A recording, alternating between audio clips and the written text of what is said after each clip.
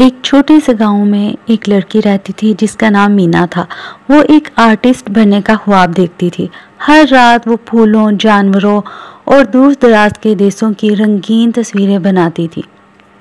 مینا اپنی خوبصورت ڈرائنگ کے لیے مشہور ہو گئی۔ ایک رات اس نے ایک جادوئی پینٹ برش کی خواہش کی جو اس کی آرٹ کو زندگی بخش دے۔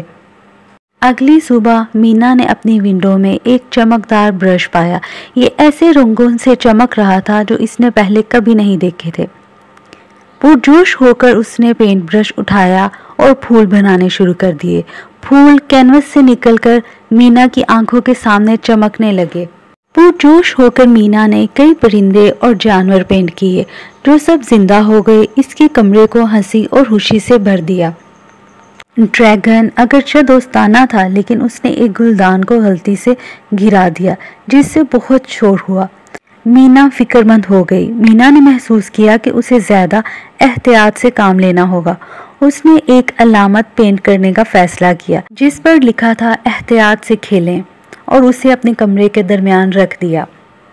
جادوئی دوستوں نے احتیاط سے کھیلنا سیکھ لیا۔ وہ سب مل کر کھیلتے تھے، یہ خیال رکھتے تھے کہ کوئی پریشان نہ ہو۔ مینا نے خوبصورت مناظر پینٹ کیے اور وہ سب اس کی رنگین دنیا میں مل کر سیر کرنے نکلے، موہم کی خوشیوں کا لطف اٹھاتے ہوئے اور ارد گرد کا خیال رکھتے ہوئے۔ جب سورج غروب ہوا، مینا جانتی تھی کہ اب جادوئی دوستوں کو الوداع کہنے کا وقت آ گیا ہے۔ مینا نے اپنے پینٹ برش کا شکریہ ادا کیا اس ناقابل فراموش دن کے لیے۔ تمام مخلوقات آہستہ آہستہ کینوس میں مدھم ہو گئیں، اسے خوبصورت یادیں دے گئیں۔ مینا کو پینٹ برش اور اپنے دوست ہمیشہ کے لیے یاد رہ گئے۔